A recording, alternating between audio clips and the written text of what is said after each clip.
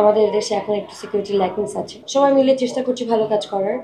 So দেশের যেহেতু একটা অন্যরকম সিচুয়েশন হচ্ছে, অর্থনীতির উপর একটা প্রভাব তো অবশ্যই পড়েছে। সো সো প্রত্যেকটা কাজেই তো আসলে investment fact. So I think ওটার জন্য একটু সময় লাগবে। আমাদের তো এখন সবারই একটু সিকিউরিটি ল্যাকিংস আছে, এটা তো অস্বীকার করার মতো কিছু নেই। যেমন আমি যেহেতু বনানীতে থাকি, এমন কখনো আমি দেখিনি যে বনানীর চেকপোস্টের ওখানে কোনো সিকিউরিটি নেই। বাট এই লাস্ট 2 মাস, 2 মাস না, আই থিঙ্ক 1.5 মাস থেকে আমি দেখছি যে বনানীতে কোনো সিকিউরিটি নেই। সো এটা তো আসলে বোঝাই যায় যে আমাদের দেশে এখন একটু সিকিউরিটি ল্যাকিংস আছে।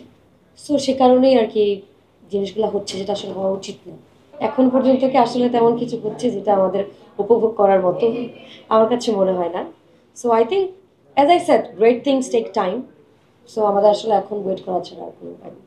আসলে কে কি প্রকাশ করবে না করবে এটা তো তাদের পার্সোনাল ম্যাটার। সো আমি আসলে অন্যের অথবা আমার অন্য কোনো কো অ্যাক্টর অ্যাক্ট্রেসের কোনো ব্যাপার নিয়ে আসলে কথা বলতে চাই না। I don't want to be in danger zone.